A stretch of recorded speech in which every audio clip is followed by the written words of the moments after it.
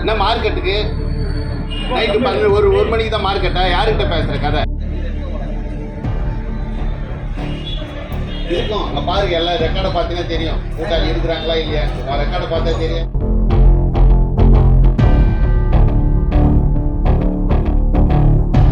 கிட்டத்தட்ட 1200 மது பாட்டில்களுக்கு மேல கடத்தின நபர்கள் கையும் களவுமா பிடிபட்டதுக்கு அப்புறமா காவலர் கேட்ட கேள்விக்கு எந்த பயமும் இல்லாம நான் மார்க்கெட்டுக்கு வந்தேன் அப்படின்னு அலட்சியமா பதில் அளிச்சதால காவல் நிலையத்துல பெரும் பரபரப்பு ஏற்பட்டிருக்கு.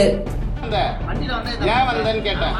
என்ன மார்க்கெட்டுக்கு நைட்டு 1 மணிக்கு தான் மார்க்கெட்டா? யாருக்கிட்ட பேசுற கதை? தஞ்சாவூர் மாவட்டம் போதலூர் அடுத்த பிள்ளைவாய்க்கால் கரை சாலையில தஞ்சை காவல் கண்காணிப்பாளருடைய தனிப்படை போலீசார் வாகன சோதனையில ஈடுபட்டிருக்காங்க. அப்போ அந்த சாலை வழியா வந்த டாடா சுமோ காரை மறிச்சு சோதனை செஞ்சிட்டு இருக்கும் போது காருக்குள்ள காரையே மூழ்கடிக்கிற அளவுக்கு 1200க்கும் மேற்பட்ட மது பாட்டில்கள் அங்க இருந்திருக்கு. இத பார்த்து காருக்குள்ள இருந்தவங்க கிட்ட நடத்தின விசாரணையில அவங்க திருச்சி மாவட்டம் பத்தாளப்பேட்டையில இருக்கிற அரசு மதுபான கடையில இருந்து இந்த மது பாட்டில்களை எடுத்துட்டு வந்து சட்டவிரோதமா கள்ளச்சந்தையில இது விற்பனை செய்யறதுக்காக கொண்டு வந்திருக்காங்க அப்படின்னு தெரிய வந்திருக்கு. இப்படி ஒரு கடத்தல் சம்பவம் தஞ்சாவூர் மாவட்டத்துல பெரும் பரபரப்பான நிலையில காவல் நிலையத்துக்கு நேரா மாவட்ட ஆட்சியரும் மாவட்ட கண்காணிப்பாளரும் பிடிப்பட்ட மது பாட்டில்களை பார்வையிடுறதுக்காகவும் ஆய்வு செய்யறதுக்காகவும் நேரா காவல் நிலையத்துக்கே வந்திருக்காங்க. இதை தொடர்ந்து கார் ஓட்டுநர் உட்பட 3 பேரையும் கைது செஞ்சு